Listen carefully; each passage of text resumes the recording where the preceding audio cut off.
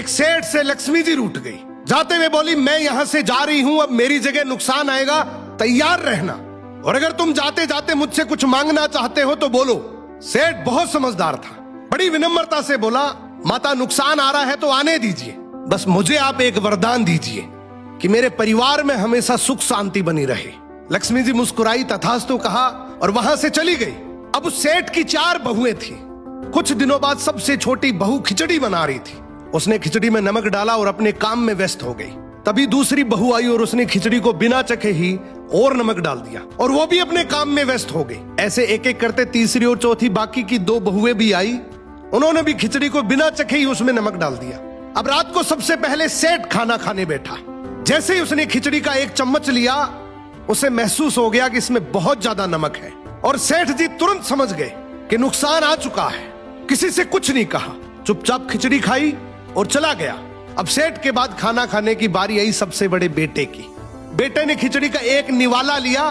उसने परिवार वालों से पूछा, पिताजी ने खाना खा लिया? उन्होंने कुछ कहा? तो बाकी सबने जवाब दिया, हाँ पिताजी ने तो खाना खा लिया, लेकिन किसी से कुछ नहीं कहा। तो बड़े बेटे ने भी चुपचाप खिचड़ी खाई और चला गया।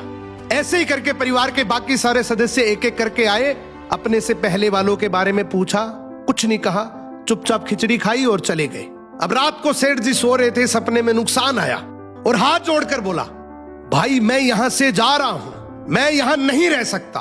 तो सेठ जी ने पूछा, क्यों, क्या हो गया? नुकसान बोला, तुम सबने मिलकर 1 किलो नमक खा लिया, पर मजाल है कोई किसी पर नहीं चिल्लाया, किसी ने गुस्सा नहीं किया, सब शांत रहे। अब जिस परिवार में इतनी सुख शांति हो, आपस में इतना प्यार हो, वहां पर मैं नहीं रह सकता। निष्कर्ष कि जिंदगी है तो उतार चढ़ाव, दुख सुख, फायदा नुकसान सब चलता रहेगा, लेकिन जिस परिवार में आपस में लोगों में प्यार है, सुख शांति है, छोटे में आदर, बड़े में बड़प्पन है, उस परिवार का कोई नुकसान, कोई आपदा कुछ नहीं बिगाड़ सकती।